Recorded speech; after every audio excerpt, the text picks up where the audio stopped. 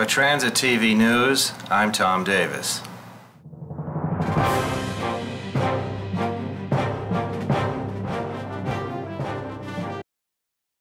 A former Yale University lab technician, charged with strangling a graduate student and then stuffing her body behind a wall, appeared in court Tuesday.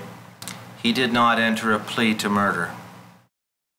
The man accused of strangling a bride-to-be at Yale University made a brief appearance in court Tuesday. Raymond Clark's lawyer says he will plead not guilty to the crime, but has not done so yet.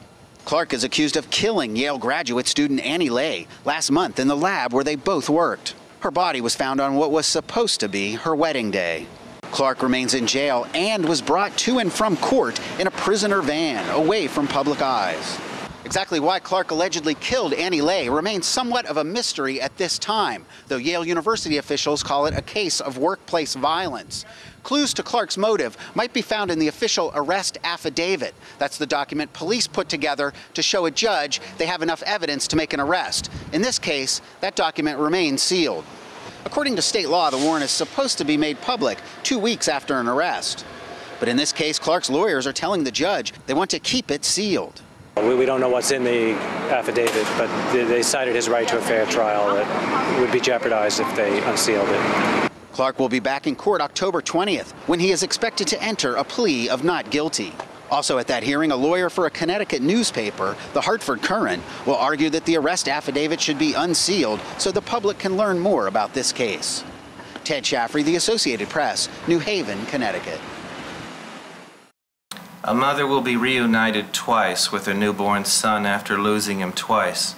First to a kidnapper and then to state custody after someone had reported alleged claims that someone in the family had tried to sell the infant. Infant Yair Anthony Carrillo will soon be back with his mother. Tennessee officials took custody of the child after someone claimed his parents tried to sell him. But authorities now say they do not believe parents Maria Garoya and Jose Carrillo were involved in his abduction. The mother's attorney told the Associated Press that police informed child welfare officials Tuesday they had cleared the parents of any wrongdoing. The baby was recovered Friday after he was abducted after a knife attack on his mother in her home. Garoya was briefly reunited with the infant Saturday before Children's Services took him and his 3, 9, and 11-year-old siblings into state custody, saying it was for their safety. 39-year-old Tammy Silas of Ardmore, Alabama, was charged with kidnapping after authorities said they found the baby at her home about 80 miles south of Nashville. Silas has not been charged in the attack on Garoya, who was stabbed several times and suffered a collapsed lung. A police statement says significant unanswered questions remain in the case, including why Garoya and her infant were targeted. Matt Friedman, The Associated Press. A prominent African cardinal says that there's absolutely no reason why the next pope shouldn't be black, and he lists the election of our president, Barack Obama, as a prime example of that argument. America has a black president, so could the Vatican soon follow suit with the black pope? A high-level cardinal from Ghana says why not, although he says a black pope depends on the will of God. There are two realities, in fact. The president of the United States is elected, and it depends on his popularity with the people and how well he sells his message.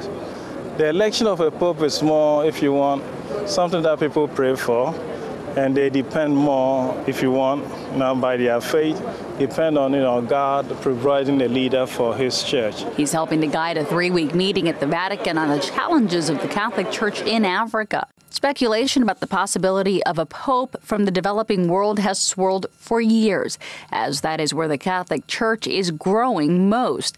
In the last decade, the number of Catholics has nearly tripled, going from 55 million in the late 1970s to 146 million. However, in Europe, Catholic communities are on the decline. In 1978, the Polish-born Pope John Paul II became the first non-Italian pope in 455 years. Cardinals followed in 2005 by electing German-born Pope Benedict, who is 82. Myra Lopez, The Associated Press.